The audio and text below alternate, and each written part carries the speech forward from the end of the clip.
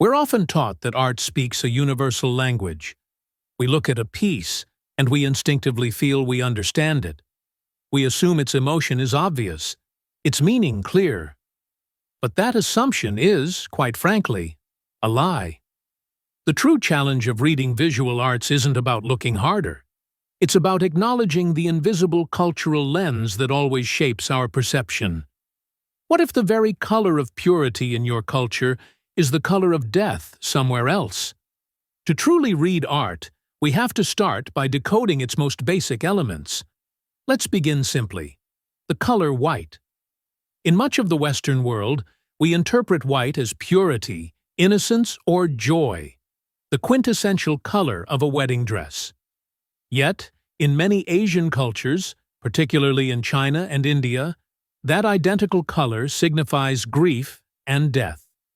It's the somber hue worn for mourning rituals.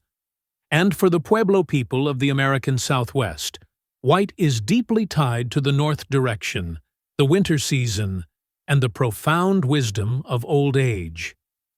If we can't even agree on the fundamental meaning of a single color, how can we possibly agree on the meaning of an entire painting, sculpture, or digital artwork?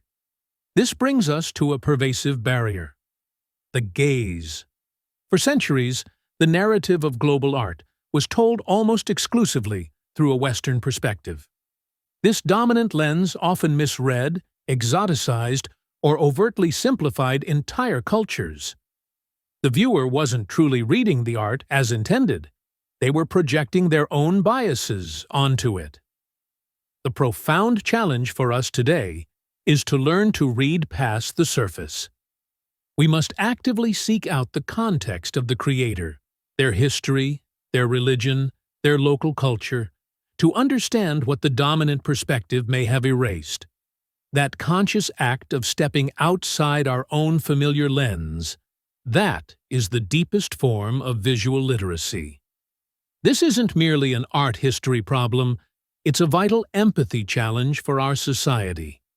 The same critical thinking we use to deconstruct a painting's cultural bias is precisely the thinking we need to navigate our diverse modern world. When a piece of art profoundly challenges our understanding, it teaches us to respect a perspective that isn't our own. By choosing to read art inclusively, by acknowledging that multiple, valid interpretations truly exist, we open ourselves up to understanding multiple truths in our daily lives. So, the next time you stand before any visual piece, I urge you not to simply ask, "What does this art mean?" Instead, ask a far better question. What cultural context am I missing that would unlock its true meaning?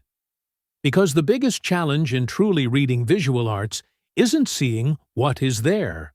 It's learning to perceive what isn't there. Our own ingrained, often invisible biases.